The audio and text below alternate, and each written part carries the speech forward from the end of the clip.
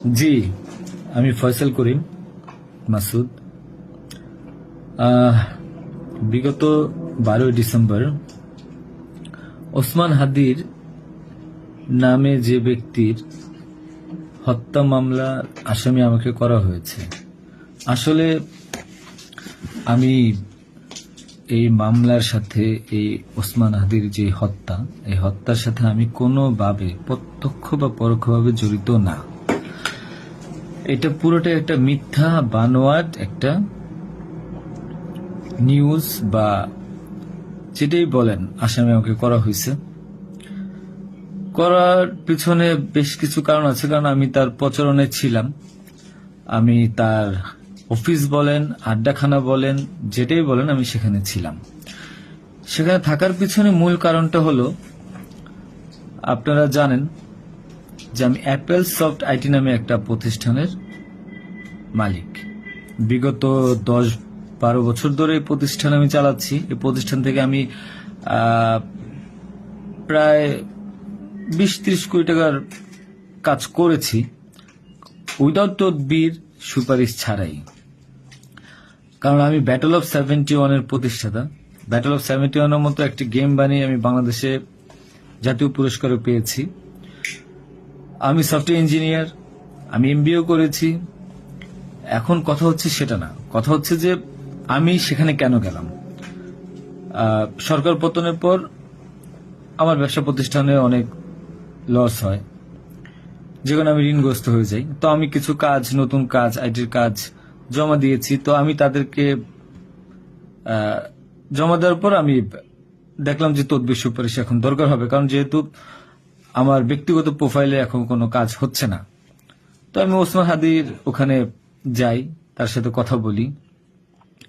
বলার পর সে আমাকে আশ্বস্ত করে বলে যে সে আমাকে কাজ পাইয়ে দিবে। এই বাবদ সে 5 লাখ টাকাও চায়। আমি 5 লাখ টাকা দিই তাকে। নগদ চেয়েছিল, আমি নগদই দিয়ে দিয়েছি। দেওয়ার পর সে আমাকে বলল, ভাই আপনি অ্যাজ এ ডোনার হিসেবে আপনি আমার যেই প্রোগ্রামগুলো হয় নির্বাচনী প্রচারণা, একটা অফিস দিয়েন বা প্রচারণে মাঝে মধ্যে একটু ছেলে পেলেরে হাদিয়া দিয়েন। তো সে হাদিয়াই বলে আসলে বেসিক্যালি। তো আমি এরপরে শুক্রবার আমাকে আসতে বলে, আমি প্রথম শুক্রবার তার সাথে যাই, প্রচারণা করি। সেই সুবাদে আমি আমার 2টা ছোট ভাই নিয়ে গিয়েছিলাম, যারা এলাকার লোকাল। তো এখন তাদেরকে হয়তো আসামি করা হচ্ছে, আমি জানি না। তারা কিছুই জানে না, যেমন আমি জানি না, তারাও জানে না। তো তারপর তাকে আমি 5,000 টাকা দিই। তার সাথে যে ছেলেটা আছে জাবের, তাকে জিজ্ঞাসা করলে জানতে পারবেন, সবার সামনে আমি দিয়েছি এবং হাদিয়া হিসেবে সে খুব হাসি মুখে এটা গ্রহণ করেছিল। তারপর ওই দিনের খাওয়া দাওয়া শেষ, প্রোগ্রাম শেষ, আমরা চলে আসি। এরপর আমি আমার ব্যক্তিগত কাজে, নানা কাজে ব্যস্ত ছিলাম। হাদি একদিন ফোন দিয়ে আমাকে বলে, ভাই 16 ডিসেম্বর আসছে, আপনার সাথে কিছু কথা আছে, আপনি আসেন। তার হোয়াটসঅ্যাপ মেসেজটা চেক করে দেখলে জানতে পারবেন। আমি কিন্তু তার নেক্সট শুক্রবার দিন, মানে আমি বৃহস্পতিবার দিন আমি কিন্তু যাইনি। সে আমাকে ফোন দিয়ে নিয়েছিল যে আপনি আসেন, এসে আপনি দেখেন যে আপনার সাথে কিছু কথা আছে, আপনার কাজটার বিষয়ে কিছু কথা আছে, আর আমাদের 16 ডিসেম্বর প্রোগ্রামে আপনি একটু হেল্প লাগবে। তো আমি যাই।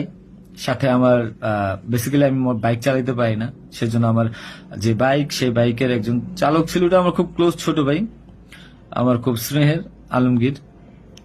এবং তাকে নিয়ে যাই সাথে করে। যাওয়ার পরে তার সাথে আমি, পতাকা হবে 35 ইঞ্চি, 40 ইঞ্চি, 18 ইঞ্চি, এগুলো জাবেরকে জিজ্ঞাসা করলে পাবেন, তার সাথে লোক, তাদের সবাই যারা ছিল ওই সিসি ক্যামেরা যাদেরকে যাচ্ছেন সবাইকে জিজ্ঞাসা করতে পারেন।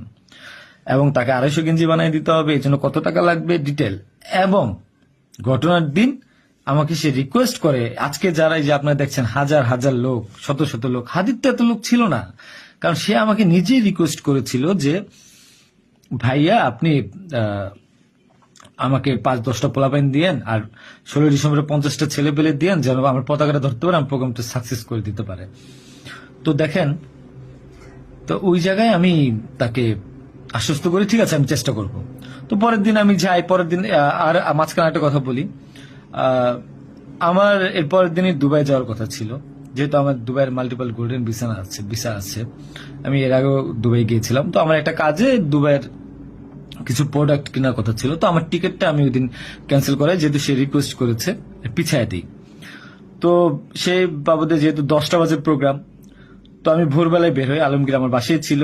আর আমার ওয়াইফ, বাচ্চা যেহেতু নরসিংদীতে থাকে, 5ই আগস্টের পর তারা ওখানে সেটেল করে দিয়েছিলাম। তো থাকার পর সুবাদে আমি আমার বোনের বাসায় উঠেছিলাম। আমি কিন্তু অন্য কোথাও যাইনি, বোনের বাসায় উঠেছিলাম ওদিন রাতে। তো ওই বাইক নিয়ে যাই, যেহেতু বাইকটা আমি কিনেছি। তো এর নাম রেজিস্ট্রেশন হয়নি। তো আলমগীর বাইকটা চালায়, আলমগীর নিয়ে যায়। তো ভোরবেলা আমরা একটা উবার ডেকে আমরা একটা রিসোর্টে যাই। এটাও সত্য, ওই রিসোর্টে যে মেয়েটা ছিল, ওই মেয়েটা বেসিক্যালি আলমগীরের গার্লফ্রেন্ড। কারণ আলমগীর আমি দুবাই চলে যাওয়ার পর সে যেহেতু এলাকায় থাকতে পারছিল না, তার একটু বাইরে থাকতে হবে। তো ওই মেয়েটা তার কাছে একটা হেল্প চায় বাসা ভাড়ার জন্য। তো আলমগীর তার গার্লফ্রেন্ডকে হেল্প করার জন্য বলে, ঠিক আছে তুমি আজকে দেখা করো, আজকে আমাদের অনেক কাজ, তোমার সাথে আমি পরে দেখা করতে পারবো না। তো আলমগীরের সাথে আমি যাই। যাওয়ার পর 8টা-9টার দিকে আমি আবার চলে আসি, কারণ আমার এই টিকিটটা ক্যান্সেল করতে হবে। আবার হাদির প্রোগ্রামে যেতে হবে, ছেলে পেলে নিয়ে যেতে হবে। তো আমি প্রিপারেশন নিয়ে সকালবেলা চলে আসি। আসার পর এখানে যে মেয়েটার গার্লফ্রেন্ড বানানো, মিথ্যা বানোয়াট একটা প্রচারণা, মানে এর চেয়ে লেম জঘন্য কোনো কিছু হইতে পারে না এই দেশে। মানে আমাকে আসামি করেছেন, ভালো কথা করেন, কিন্তু এইরকম মিথ্যা মানুষের কলঙ্ক দেওয়ার কোনো মানে নেই। সতরা জানেন, ওই মেয়েটা গরিব একটা মেয়ে, মেয়েটাকে ফাঁসাচ্ছেন, মেয়েটাকে দিয়ে যা মন চায় তাই বলান। এখন কথা হলো যে আমি প্রোগ্রাম করেছি, হাদিকে যে ওইদিন কথা বলেছি, এবং ওই দিন আমি তাকে আবার 10,000 টাকা দিয়েছি, পোলাপানকে খাওয়া দিয়েন। আমি আমার বাইক নিয়ে যাই, কে বা কারা এই হত্যাকাণ্ড ঘটেছে আমি জানি না। আমি 10 মিনিট আগে তার কাছে বিদায় নিয়ে চলে আসি। আসার পর আমি বাসায় আসি, যেহেতু আমি যাব দুবাই, আমি টিকিট ক্যান্সেল করেছি। আপনারা দুবাইয়ের টিকিট গুলা দেখতে পারেন। আমি একটু দেখাই একটা জিনিস আপনাদেরকে। এই যে দেখেন আমার দুবাইয়ের মাল্টিপল ভিসা। 1 মিনিট।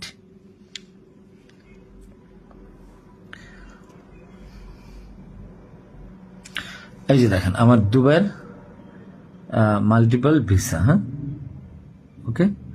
আমি এখান থেকে ক্যামেরা যেহেতু দেখা যায় না, আমি এখান থেকে দেখাই। এই যে দুবাইয়ের মাল্টিপল ভিসা আমার স্পষ্ট আছে, দেখেন। ঠিক আছে, দেখেন। আরো ভালোভাবে যদি দেখাইতে চাই তাহলে দেখতে পারবেন কিনা আমি জানি না, একটু ভালোভাবে দেখেন। যাই হোক, এটা আমার দুবাইয়ের ভিসা। তো এরপর আমি এই যে আমার দুবাইয়ের ভিসা, আমার ওই দিন টিকিট ক্যান্সেল করি এবং আমি যাবো আমার কাছে বিদায় নিই বৈশাখ। আমার ভাগিনা একটা আছে 5 বছর বয়স, সে আমার মোবাইলটা ফেলে দেয়। মোবাইলটা ফেলে দেওয়ার কারণে যেটা হয়েছে যে আমার এই মোবাইলটা নেওয়ার জন্য আমার 2 ভাগিনা খুব দৌড়ঝাঁপ করে মোবাইলটা নিয়ে আসে। আমার কাঁধে ব্যাগ ছিল, এখন ব্যাগকে অস্ত্রের ব্যাগ বানিয়ে দিচ্ছে, কিচ্ছু করার নেই আমার, যা বলবে তাই সত্য। আর আমার বাইকের নাম্বার প্লেট চেঞ্জ করে নাম্বার ম্যানহোল থেকে উদ্ধার করা, আমার বাবার 2বার ব্রেন স্ট্রোক করছে, তাকে দিয়ে উদ্ধার করানো, এটা কোন নাটক আমি জানি না। তো তারপর এই তো বাইক উদ্ধার দেখলাম, এগুলা দেখলাম। এরপর আমি বিদায় নিয়ে চলে আসি।